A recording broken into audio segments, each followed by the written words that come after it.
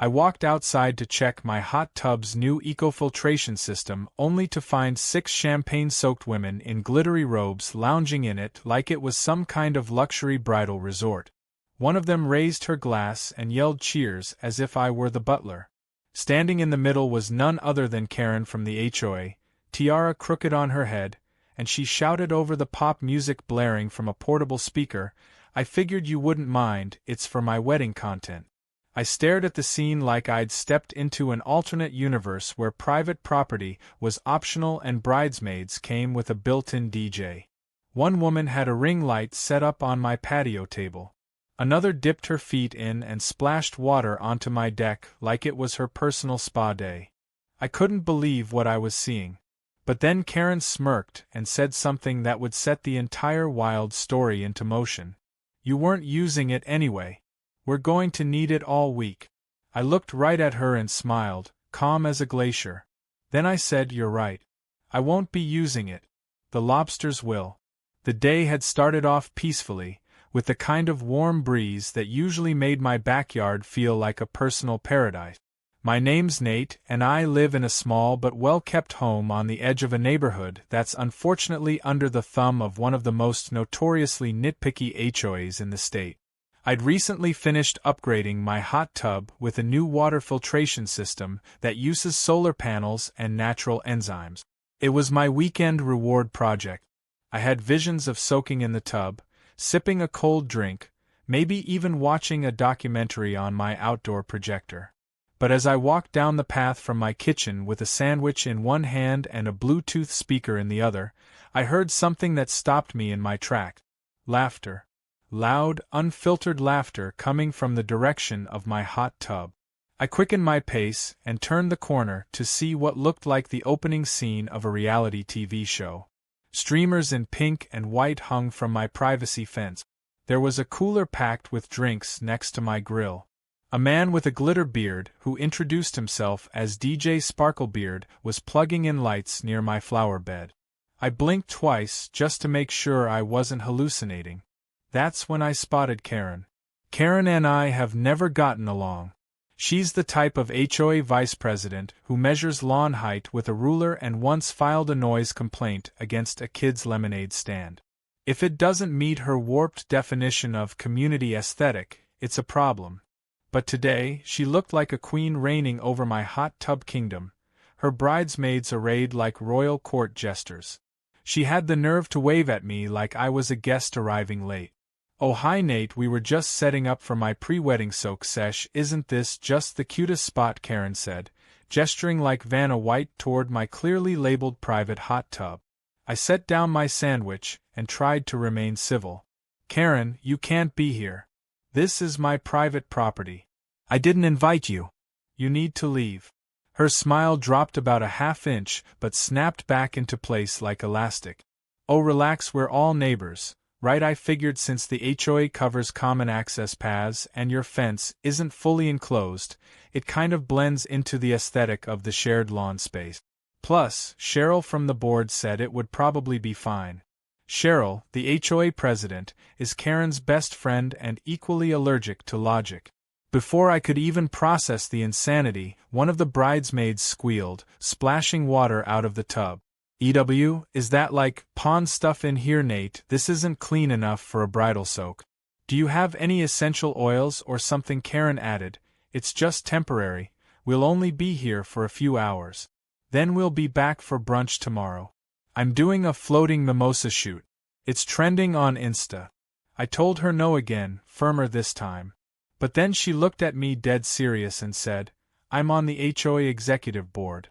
You don't want to make this into a violation issue. I can fine you for obstruction of neighborhood harmony." That's when I realized it wasn't just a trespass. It was a declaration of war. And while part of me wanted to call the police or just drain the tub right then and there, another part of me, the part that had suffered through years of Karen's absurd fines and HOA harassment, decided I needed a bigger move. Not a reaction. A plan.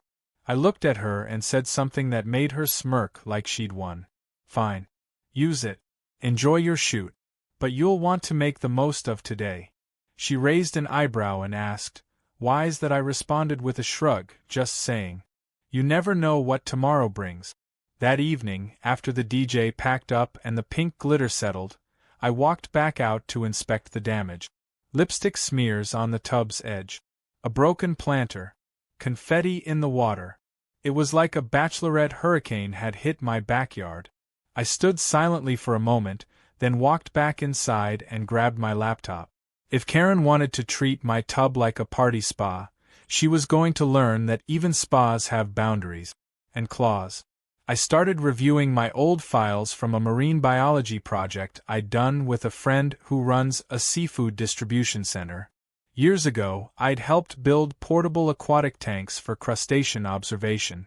It hit me like a lightning bolt. My hot tub could become a temporary lobster tank with the right adjustments.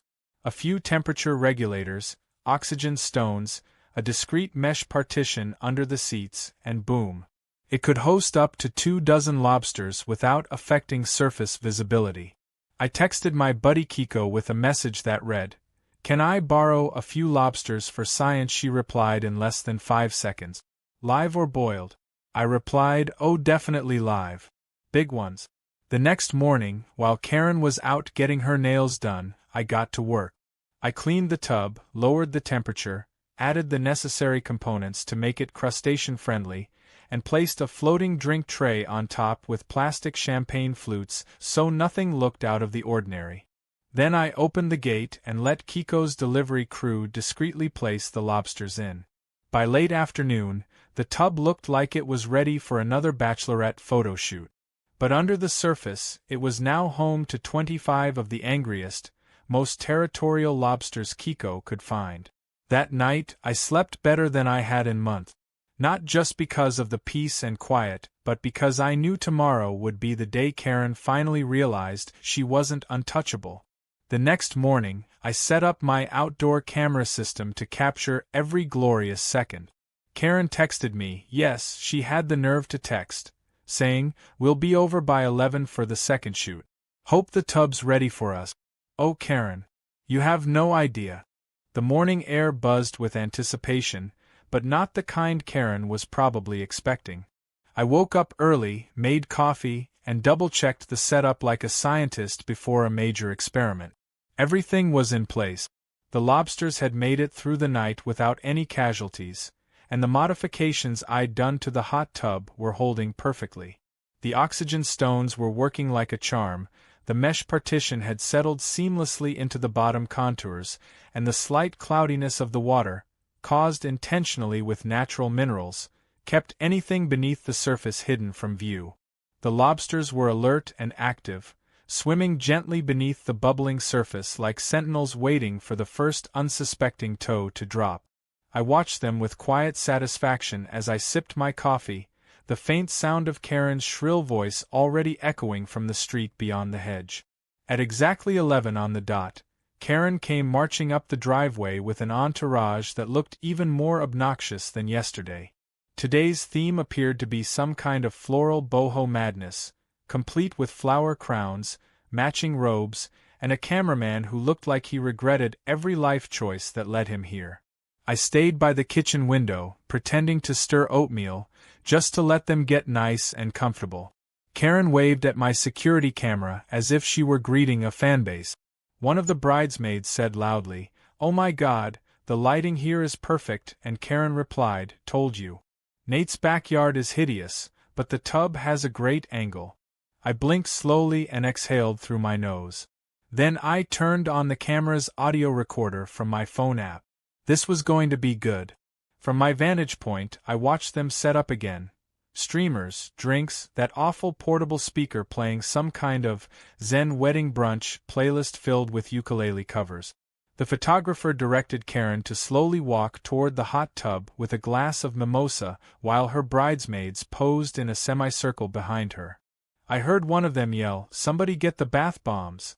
and another scream, "I call corner seat." I knew exactly what would happen in about 20 seconds, and I wasn't going to miss a second of it. Karen lifted her robe dramatically and slid one leg into the tub. She paused, smiling for the camera, and then gently lowered herself into the water like Cleopatra boarding a gondola. Her bridesmaids followed quickly, some jumping in feet first, others slipping in cautiously, squealing as the water hit their skin. That's when it happened. The first shriek wasn't immediate. It was more like a confused yelp, followed by a loud splash as one bridesmaid suddenly leapt out of the tub, clutching her foot and screaming. "There's something in there!" she cried. The others looked around, confused, until a second scream pierced the air, this time from the girl on the opposite side, who jumped out and shouted, "Something pinched me!" Then chaos broke loose. Karen tried to stand up but slipped, flailing and landing back into the tub with a massive splash. One of the lobsters, now fully surfaced, was waving a claw just inches from her hip. Bridesmaids screamed and scattered like pigeons in a park under attack. Two of them knocked over the DJ table in their scramble, sending wires and a speaker tumbling into the grass. One girl ran across the yard still holding her mimosa, only to trip over a garden hose and go tumbling into my flower bed. I could barely contain my laughter as Karen finally scrambled out of the tub, drenched and howling, her flower crown hanging over one eye, mascara streaked like war paint. The cameraman just stood there frozen, still holding the camera. He looked like he wanted to die.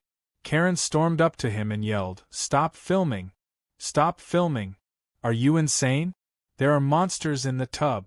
I stepped outside at that exact moment, coffee mug in hand, and said as casually as I could, "Oh, hey Karen. Everything okay?" She turned on me like a whirlwind, pointing a soaked, trembling finger. "What did you put in that water? There are creatures in there. Clawed things." I nodded thoughtfully. "The lobsters. Yeah, they're a bit territorial this time of year. I guess they didn't like uninvited guests." Karen gaped at me, completely speechless for once. Her bridesmaids slowly gathered behind her, still dripping and traumatized, looking like survivors from a bachelorette apocalypse. "You sabotaged us," she finally screamed. "You weaponized your hot tub." I frowned. "That's a serious accusation, Karen. But let's remember, you and your guests weren't invited. In fact, I believe I asked you to leave yesterday, and you told me the HOA gave you permission. I even have the footage, if you'd like to refresh your memory." She turned red, then purple. "You'll be hearing from my lawyer. This is an act of aggression. My fiancé's going to sue you for emotional damage." I raised my eyebrows. "Isn't your fiancé the guy who bailed on yesterday's shoot and hasn't returned your texts all morning?" Karen's face contorted. One of the bridesmaids muttered, "This is all your fault, Karen. We told you not to do this here." The others nodded in agreement, some of them already walking toward the gate. The group began to dissolve as Karen stood alone, dripping wet and fuming in the middle of my yard. And then, like clockwork, she pulled out her phone and dialed the police. Within 10 minutes, 2 patrol officers arrived, and I invited them into the backyard with a friendly wave. Karen immediately launched into a dramatic retelling, claiming I had filled my hot tub with aggressive sea creatures to harm her bridal party. The officers exchanged glances, then looked at me. I offered them coffee, which they declined, but both clearly appreciated the gesture.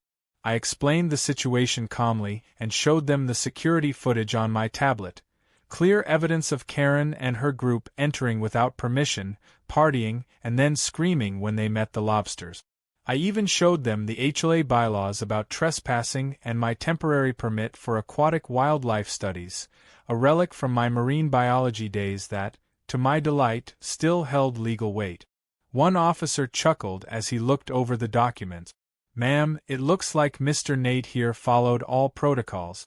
You, on the other hand, were clearly not authorized to use the property." The other officer added, "Also, you might want to consider that entering someone's backyard and using their hot tub without permission is not exactly legal, with or without a bridal sash." Karen looked stunned. "But this is harassment. They were real lobsters." Officer number 1 shrugged. "They're native to this state and not considered dangerous. Besides, you sat in the tub voluntarily." Karen screamed into her hands and marched off with what was left of her dignity. The officers tipped their hats and left, leaving me to bask in the delicious silence. I returned to the house and sank into my patio chair, still sipping my now lukewarm coffee. The hot tub bubbled gently as the lobsters resumed their lazy swim, completely indifferent to the drama they had just caused. I gave one of them a little salute. Operation Crustacean Chaos had been a success. But I knew Karen. She wasn't the type to let this go quietly. If anything, today's meltdown was just the beginning. The real retaliation was coming. But this time I was ready. The silence after Karen's lobster fiasco was like the calm before a storm you could feel but not yet see. I spent the rest of that Sunday cleaning up the aftermath. My patio furniture was knocked over, one of my hedges was trampled flat, and someone had left behind a glittery flip-flop floating in the grass. DJ Sparklebeard's busted speaker was still lying on its side, waterlogged and sad-looking.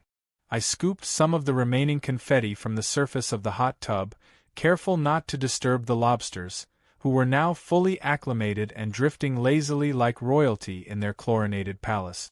For a brief moment I considered letting them stay indefinitely. They were surprisingly good company. But I knew that wouldn't be practical, not with what I sensed was coming next. Karen wasn't the type to retreat. She was the type to regroup and counterattack.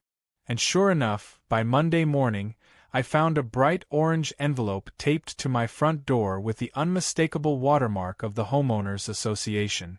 I opened it while sipping coffee on the porch, half amused, half annoyed. The contents were pure Karen. A formal citation from the HOA, listing me for multiple violations: unauthorized livestock, misuse of community decorum, and conduct unbecoming of a neighbor.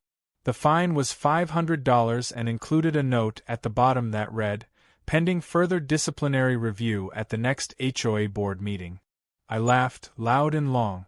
Then I folded the notice, slipped it into a file labeled Karen's Greatest Hits, and walked back inside to start building my response. What Karen didn't know was that I'd spent years working in environmental regulation enforcement. I knew legal gray areas like the back of my hand. I pulled up my laptop, opened the HOA bylaws, conveniently stored on my desktop in a folder called Neighborhood Nonsense, and cross-referenced every accusation line by line. Not only did the HOA rules say nothing about temporary aquatic livestock, they actually had a clause buried in the landscaping section allowing for seasonal educational installations. That loophole was my golden ticket. I compiled a 22-page rebuttal. It included timestamps from my security cameras, written statements from 2 neighbors who'd seen Karen and her group enter without permission, documentation from the seafood supplier verifying the lobster's humane treatment, and a copy of the outdated but still valid aquaculture research permit I'd renewed years ago just for fun.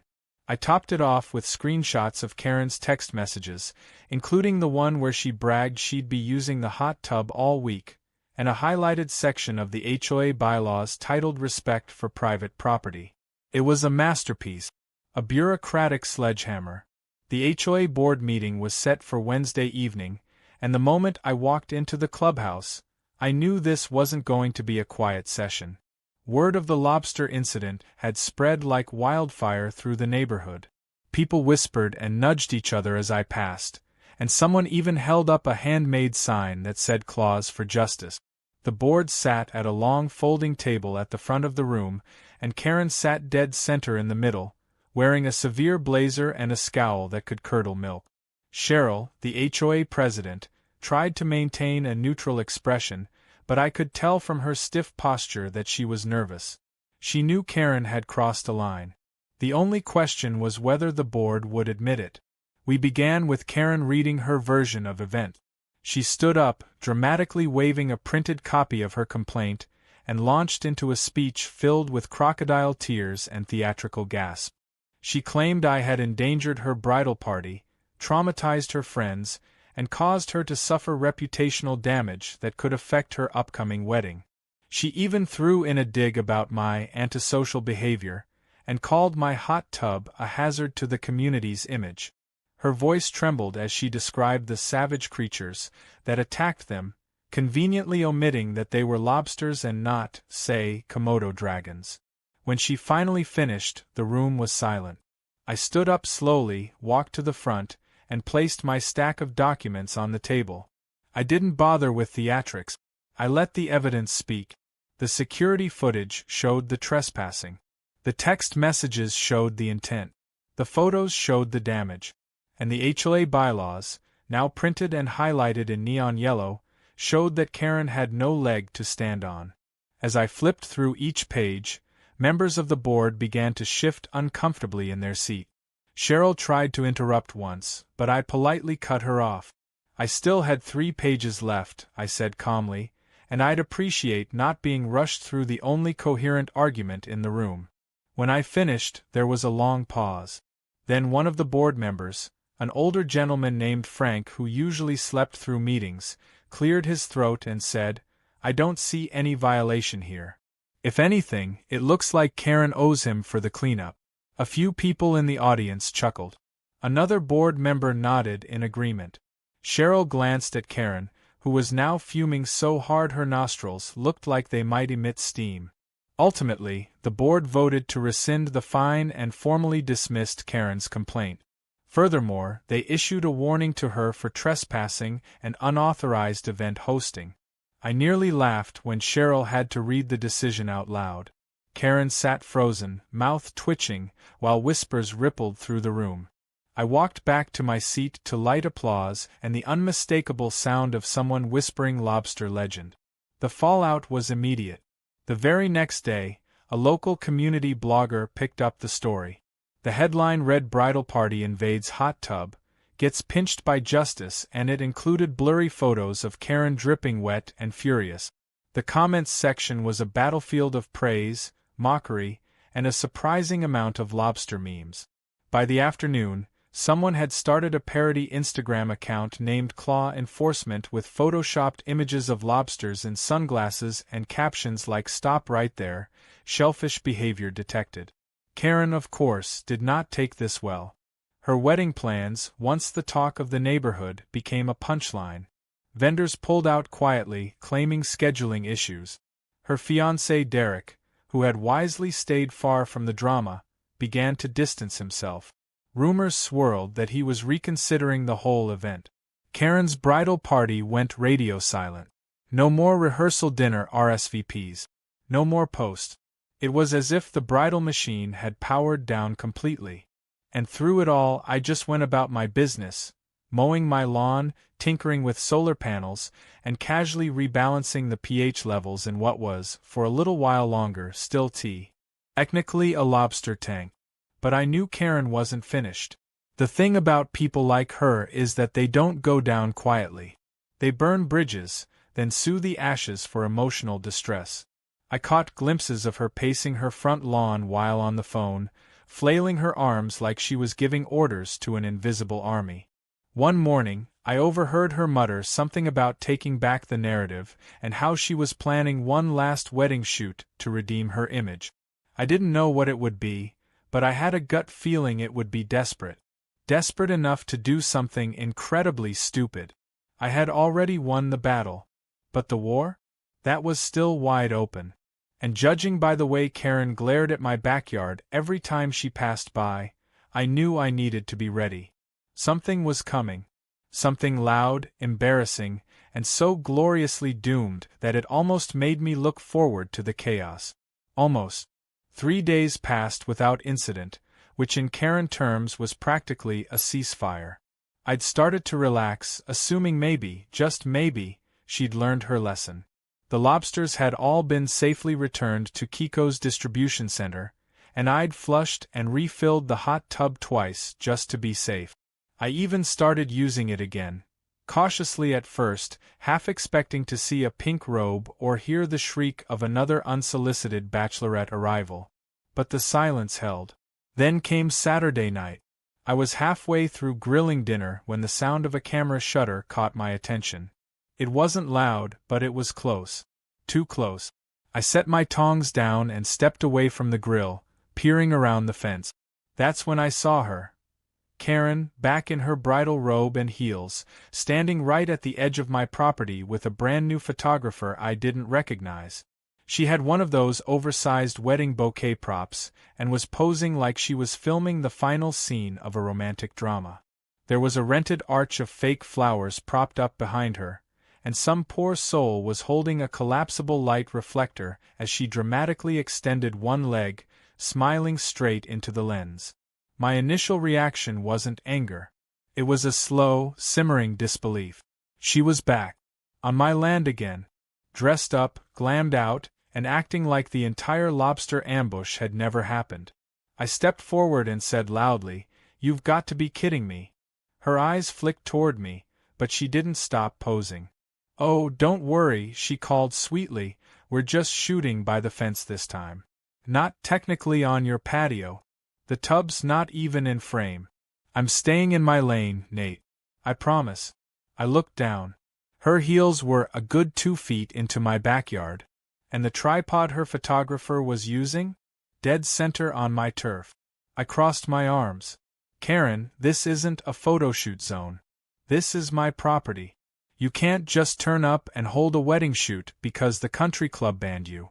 Her expression twisted slightly, but she kept smiling for the camera. "This is about healing," she said. "Reclaiming the narrative. Derek's mom still wants the wedding to happen, and I need these shots for the last-minute invites.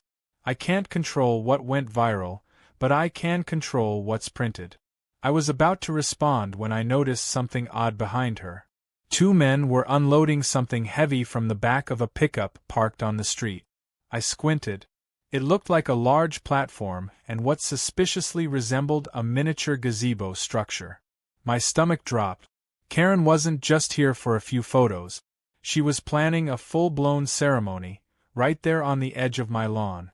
I stepped forward again. "Don't even think about it," I said. "Whatever this is, it stops now." Karen finally dropped the pretense. She turned to face me directly. No more bridal sweetness, just raw Karen. "You don't own the HOA Greenbelt, Nate. The corner where my arch is placed? That's unzoned community access. I checked the maps. If you try to interfere, it's harassment. I've got witnesses this time. You sabotaged me once. It won't happen again." I nearly laughed. The greenbelt she was referring to was a sliver of HOA-managed land that wrapped between backyards like a narrow trail. True, she technically wasn't building on my direct patio anymore, but the speakers, power cords, lights, and guests were absolutely encroaching on my land. And I had the perfect weapon to shut it all down. I walked back inside, grabbed the folder with all my HOA documents and property lines, and called an old friend, Miriam, who just happened to be the county zoning officer and had once dated Karen's brother. She picked up on the second ring. Oh no, not her again. What is she doing now? 10 minutes later, Miriam arrived in her official work vehicle, clipboard in hand and badge around her neck. She was calm, professional, and already annoyed.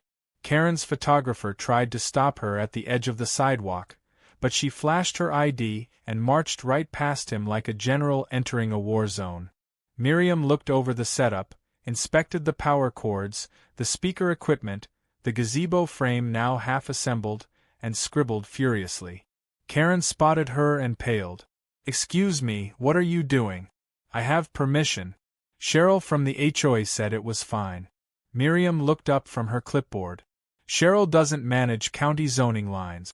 You're violating at least 3 community structure codes, and you've got electrical equipment plugged into an unauthorized junction box." Karen looked like she wanted to melt into the fake grass beneath her feet.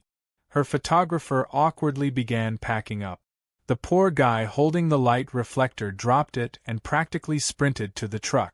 Miriam looked at me and raised an eyebrow. "You want to press trespass charges again?" I shook my head. "Not yet. Let's see if she does the right thing this time." Karen was fuming as she directed the men to dismantle the structure. One of them muttered, "Lady, you didn't say this was illegal." The chute fell apart within 15 minutes.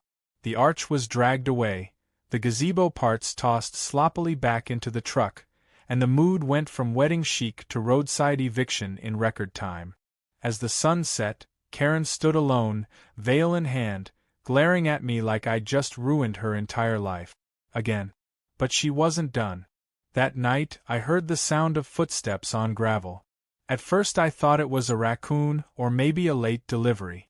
But when the security alarm chimed softly around 11 p.m., I opened the surveillance app and stared in disbelief. Karen was back, in her full wedding dress, holding a wrench.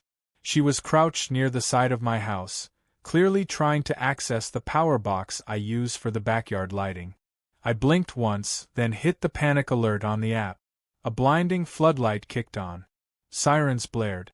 Karen screamed and stumbled backward, her veil catching on a bush. I stepped outside onto the porch just as 2 police cruisers arrived, lights flashing. One officer approached cautiously, while the other walked toward Karen, who was now sobbing incoherently and still clutching the wrench like it was part of her bouquet. The whole neighborhood came alive with windows opening, cameras rolling, and whispers floating through the air like wildfire. The officers took statements. I showed them footage from the app. Karen tried to claim she was checking the wiring to prevent a neighborhood blackout. One officer tilted his head. In a wedding dress? With a wrench? She nodded through tears. It's metaphorical, she said. My entire ceremony fell apart. My life fell apart. I was just trying to fix something. They offered her the chance to walk away peacefully with a warning or go to the station and answer to trespassing. She chose to walk, barefoot, holding her heels in one hand and her crumpled veil in the other. As she disappeared into the night, the rest of the neighborhood buzzed. I had texts from 5 different neighbors before midnight, each one congratulating me on surviving the second wave of bridal warfare. Someone even dropped off a Tupperware container labeled victory cookies on my porch. I sat in the hot tub later that night, alone, soaking in the silence. The lobsters were gone, but their legacy lived on. The water was warm, the lights were soft, and for the first time in weeks, I felt like peace had returned. But I also knew something else. Karen had finally hit rock bottom. And people like her, when they do, often make one last desperate lunge before the end. I didn't know what shape it would take. But I was ready. Because now, it wasn't about lobsters or wedding photos or hot tubs. It was about proving that no amount of glitter, entitlement, or HOA nonsense would ever override plain common sense. And I had that in spades. The final act in Karen's hot tub drama came not with a bang, but with a wedding bell, or at least, what she tried to pass off as one. After the late-night wrench incident and her public breakdown under the floodlights of 2 police cruisers, most people assumed she would go quiet. But Karen wasn't wired for silence. Instead of disappearing in shame, she doubled down. The very next morning, flyers began appearing on every door in the neighborhood. They were printed on shimmery cardstock and smelled like cheap roses. You are cordially invited, they read in swirly gold letters, to a private bridal brunch and forgiveness ceremony. Beneath that, in bold, was the location, the HOA Community Garden and Lounge area. And under that, in smaller text, featuring a healing speech from bride-to-be Karen Reynolds and a champagne toast honoring neighborhood unity. My first reaction was to laugh. Then I sat down and read it again. This wasn't just a desperate grab for attention. It was a calculated move. Karen had been humiliated publicly, by me, by the HOA board, by her own tantrums, and now she was trying to reframe the narrative. This was her apology without admitting fault. Her chance to reclaim sympathy by playing the misunderstood woman, simply trying to celebrate love in a cruel world filled with lobster-wielding neighbors and heartless zoning officers. But I knew what this was. It wasn't about brunch or unity. It was about setting the stage for a final public stunt. Maybe she still thought she could get the wedding back on track. Maybe she believed she could spin it all into a fairy tale ending if she just looked camera-ready enough. Either way, I wasn't going to let her do it quietly. I called a few friends, people who had quietly cheered from the sidelines during the whole Lobster saga. We came up with a plan that was equal parts brilliant and petty, and by the time Sunday rolled around, I was more than ready. I arrived at the so-called brunch fashionably early, wearing a polo shirt and sunglasses, blending in like a guest but staying close to the edge of the event. The community garden was decked out in pink and gold, with faux marble columns standing around a folding table filled with pastries and a pyramid of plastic champagne flute. A Bluetooth speaker played harp music that didn't quite drown out the constant buzzing of gossip from the neighbors who showed up out of pure curiosity. Everyone knew the story by now: Karen's hot tub invasion, the lobster ambush, the trespassing citations, and the late-night wrench arrest. This wasn't a celebration. This was a public train wreck in slow motion, and nobody wanted to miss the final derailment. Karen appeared shortly after, in a long flowing white dress, not quite a wedding gown, but close enough to scream attention. Her makeup was flawless, her expression radiant and strained, the kind of smile you wear when you're one breath away from a breakdown. She moved between guests, offering hugs and air kisses, thanking them for coming to support healing and closure. Then, as everyone gathered around the little stage she'd set up near the gazebo, she stepped up and began her speech. She talked about love, about misunderstanding, about how sometimes people clash because they care too much. She didn't name names, but every line dripped with passive-aggressive implication. She mentioned neighbor sabotage, fake narratives, and the danger of letting personal grudges disrupt community harmony. Some people nodded, others rolled their eyes. I stood near the back, arms crossed, waiting for the moment I knew had to be coming. Then she said it. I still believe in love. That's why, even though things didn't go as planned, I've decided to host a symbolic wedding ceremony right here today. No paperwork. Just love. Just heart. She turned and motioned, and out stepped Derek. Everyone gasped. I nearly dropped my phone. Derek had ghosted her for over a week. No texts, no posts, no appearances. And now here he was, dressed in khakis and a half-iron dress shirt, looking dazed and deeply uncomfortable. It didn't take long to realize what had happened. Karen had dragged him here with some kind of emotional hostage situation. Maybe she told him it was a goodbye party. Maybe she begged him to give her one last photo shoot.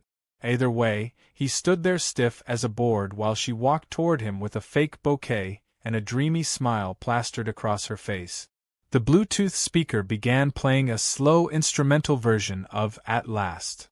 Karen raised a hand dramatically as if conducting an orchestra. That's when the plan kicked in. I stepped forward with a microphone borrowed from the rec center. "Excuse me," I said loudly. "Sorry to interrupt."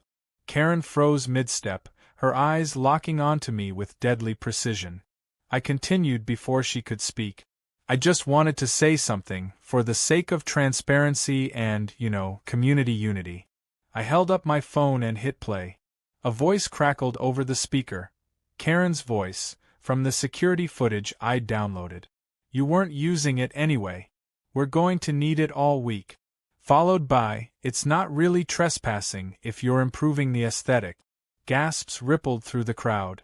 I played another clip, this one from the day she tried to throw a wedding on my lawn. "I'm reclaiming the narrative. No one will remember the lobster thing." Then I held up a final piece of evidence. A large printout of the HOA's decision clearing me of wrongdoing and citing her for multiple violations. I passed it to the woman nearest to me, who passed it along. Karen's smile crumbled like a sugar sculpture in the sun. Derek turned toward her slowly, his jaw tight. "You said all of that was fake. You said he was harassing you." Karen grabbed his arm, whispering something frantic, but he pulled away. "I think I'm done," he said, loudly, and walked out. Just like that. No drama. No slamming. Just quiet rejection in front of everyone. The event unraveled instantly. Guests began leaving. Someone tripped over the harp speaker and unplugged it mid-song. A dog barked in the distance, almost as if laughing. Karen stood alone again, wilted bouquet in hand, mascara running, surrounded by the very neighbors she tried to manipulate into cheering her on. I didn't stay for the cleanup. I went home, took a long soak in the newly refilled hot tub, and smiled into the rising steam. Peace had returned. Real peace this time. Not just a pause between chaos. Karen didn't show her face for a week. Then two. Then she quietly moved out, the for sale sign appearing without warning one morning and disappearing just as quickly. Nobody missed her. The neighborhood shifted after that. People waved more. Talked more. Even the HOA board began acting less like a dictatorship and more like a community group. At the next meeting, Cheryl announced her resignation, citing a desire to focus on personal growth. I suspected it had more to do with the HOA now being a running joke across several Reddit threads and even one late-night talk show clip. As for me, I kept the lobsters in a photo album labeled Tactical Marine Deployment. The hot tub got an upgrade with new filters and motion-sensing lights, and every time I leaned back into the warm water and watched the sky, I thought about how sometimes the best revenge isn't loud. It's clever. It's legal. And occasionally, it involves 25 crustaceans and one really entitled bridal Karen. The end of the story wasn't just that I got my tub back. It was that I got to keep something even better, my peace. And a community that finally remembered how to laugh at absurdity, stand up to entitlement, and enjoy the satisfying sound of a popped ego echoing through the neighborhood.